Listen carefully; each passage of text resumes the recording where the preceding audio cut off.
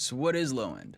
Technically speaking, it's pretty much everything between 20 hertz and 160 hertz. For the most part, in a lot of modern records, it's usually just the bass and the kick drum. That being said, your low end information could be anything from a synth bass or an 808 to a bass guitar to a tuba to a cello, anything like that. Sometimes an organ can go really, really deep, especially if it's like a real pipe organ. Some of those low end notes they really rip. So your low end can be made up of a whole bunch of different things. Vocals and guitars and keys and stuff do creep down into this area as well. That being said, they generally aren't the focus in that particular frequency range, although they do have information bleeding into that area. It's okay. There's a lot of crossover. In this particular video, we're going to talk about 808s, and then later on I'll focus on some other sources. But today, 808s and kick drums. So how do I approach low end in any given mix? I'm going to show you guys by just playing you some examples. There's going to be 3 different examples from different records, and each one will play twice. The first one is going to be focusing on just the meters between the kick and the 808, just to show you where their true peaks are in relation to each other. And then the other one, I'll show you a actual metering plugin that is going to give you the actual value of their peaks, just so that you guys are aware of them. But I need to be absolutely clear here. I rarely look at meters. I try not to. I do occasionally, if I hear something that's off and I'm like, oh, maybe we're clipping or we're too hot, I'll look at the meter to reaffirm what I'm hearing, but it's not my go-to guideline. I use my ears above all. That being said, I do want to show you guys the meters and the values that relate to the meters, just so that you have a general guideline of where I tend to maybe start out my mixes, and then I go from there depending on what each mix needs. Back end, last in the race, what happened? Fall off, blame it all on attachment. We can fight right now, be the last man. 10 toes down, I'm standing. This hill right here is my coffin. Ammo when I spit, I'm a marksman. You get a marked man, tints darken. Who's watching? Cause I'm hype. So the first thing you guys should notice in that example is that all my Pro Tools faders are actually at unity gain or at 0. So they're not attenuating any volume and we're not adding any. I generally set my levels with the clip gain. So if I get sent beat stems or something and something is way too hot, I'm going to turn it down at the clip first because that's the source.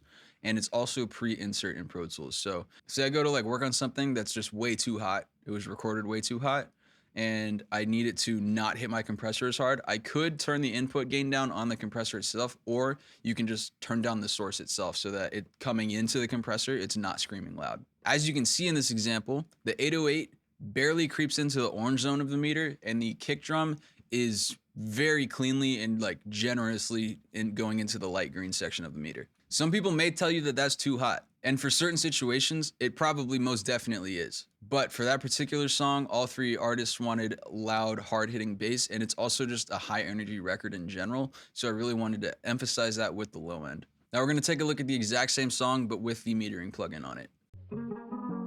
Back end, last in the race, what happened? Fall off, blame it all on attachment. We can fight right now, be the last man.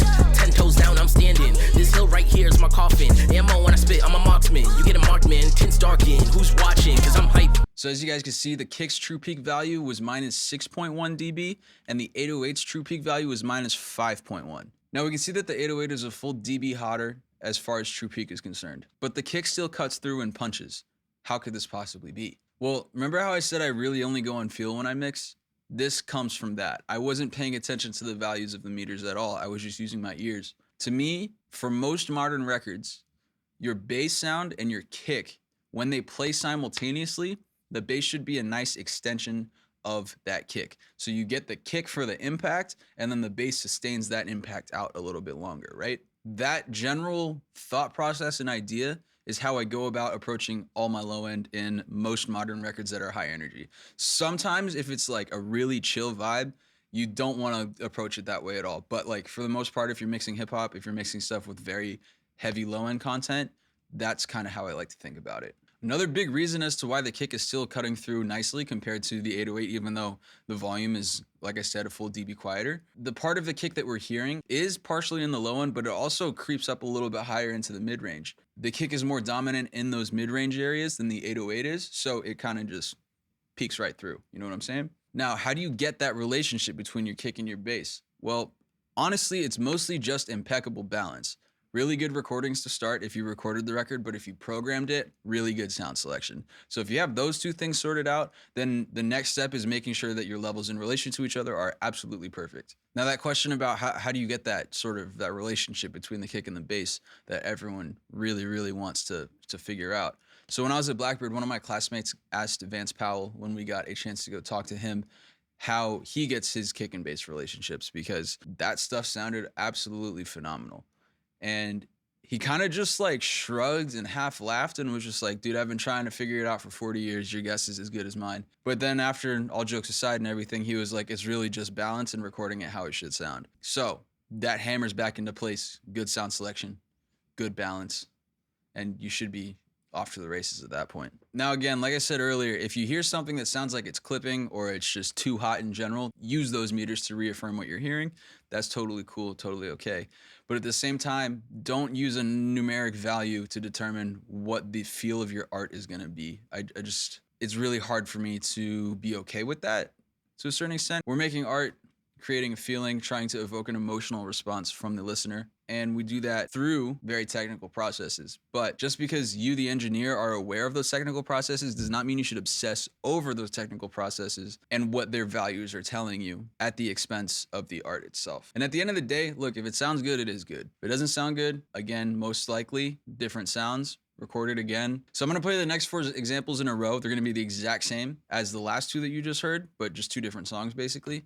I'm not gonna talk in between them, I just want you guys to listen and process it. Feel free to pause and rewind the video as much as you need to get to fully digest what you're hearing. Saw some things in Tampa that we probably shouldn't see. Don't steal my thunder. It's not a freebie. If we go under, will you still need me? If she knew my secrets, I think she'd leave me. But she don't wonder. She don't Stevie. She's the one.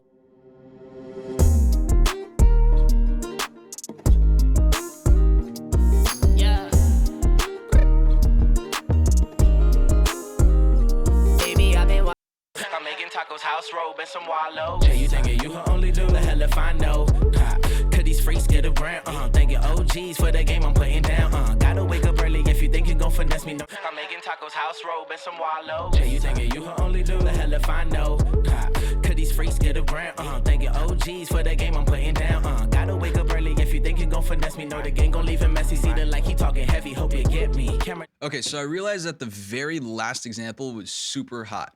Like, I get it. It's super hot, borderline clipping. My master was clipping in that example, but I also didn't have my limiter or anything else on the master at that point. So some of those dynamics and peaks would get knocked back a little bit with that limiter and it wouldn't be clipping in the long run. But anyway, when I originally mixed that record, I had the bass and kick a little bit less prominent in the mix, but then I sent it back to the artist and he was like, bro, turn it up. And I was like, all right, cool. So I just cranked it as requested and job well done. Now to wrap this video up, I'm just gonna leave you guys with a couple of ideas and ways that you can process your 808s past using just your levels and picking good sounds, right? The first major question is, do I need to EQ my 808s? Maybe, but if you do really need to EQ it that much, you might be better off picking a different 808. Because you could sit there and EQ something all day to sound like something it's not, and then also just pick a sound that is what you want, and then all you have to do is fix the levels. So yeah, maybe EQ it if it's like you found the perfect sample and it's just a little tiny thing that you're like, that 80 hertz or that 110 hertz, whatever, we could shave a little bit back off that. That's completely cool.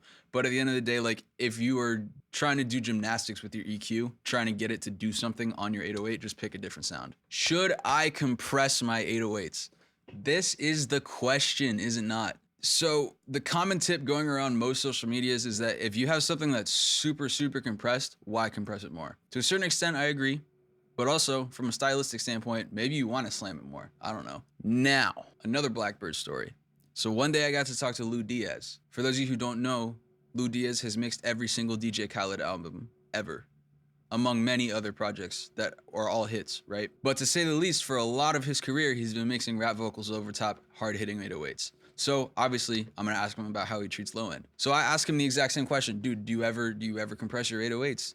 And he said, sometimes he does. I asked why. He said, well, you know, sometimes you get those stock 808 sounds and they're kind of bland. They don't have a lot of excitement. Like, yeah, they're loud and they hit hard, but it's like a little bit of sonic flavor, a little bit more harmonics, just something like that. Add a little bit more grit. He'll compress just for that. And he also said he likes compressors with mix knobs on them because then you can just pull back the amount of compression, but still keep the flavor of that compressor on the sound, which can help it, one, be more audible on smaller speakers, and two, also just help it sit nicely in the mix in a way that you wouldn't really be able to figure out any other way other than picking a different sound or hitting it with that particular circuitry. Sort of a train of thought that I had after he answered that question was, well, you could potentially just like slap an LA2A on your 808, but turn the peak reduction knob down to 0. And that way you're just getting the sound of the LA2A without actually reducing any of the dynamics of your 808s. So that could be a really cool idea. I went ahead and tried it. Not on any of the examples I showed you guys today, but like it's really cool depending on the context, of course. But again, before you even get to EQing and even potentially considering compressing, pick good sounds and level them well. Go off of feel more than anything and use the meters only as a backup. That's really how I tend to approach all of my mixes. It doesn't matter if it's just low end, it's everything. If you know you picked good sounds and you know you have good levels and you didn't over process everything, you might have an issue in your monitoring setup, which I'll also make a video about that later on. But you need to know what is actually coming out of your DAW that is as unbiased as possible. Because I know some people are unaware, but some speakers have a specific frequency response and will also just EQ the sound further, even if you don't add the EQ yourself. You know what I'm saying? It's going to tone shape it a little bit more just because that's how those speakers sound. Some speakers sound really flat and really neutral and don't sound like anything, which is great, but they can get super pricey. That being said, learning your monitoring setup and being objectively honest with yourself as to where your mixes are lacking, asking for outside feedback from someone that knows what they're doing can also help you a shit ton. All of these strategies are super important, but at the end of the day, good sound selection, good levels, and a lot of trial and error are the only way that you're gonna get, let's say, a commercially competitive point. If you wanna get to that point, then you do need to be objectively honest with yourself about if you're actually making the right decisions and whatnot. I hope you guys enjoyed this video. Like I said, I will be making another couple videos on low end just for different sources once I get records in that I need to work on that have different sources. Right now I'm doing a lot of hip hop stuff, so it's been pretty 808 heavy recently, which is totally cool with me. I enjoy it, it's great. But yeah, I hope you guys learned something. If you did, please like, comment, subscribe, share it with a friend. If you learned something, do the same things. I'll catch you guys in the next video. Peace.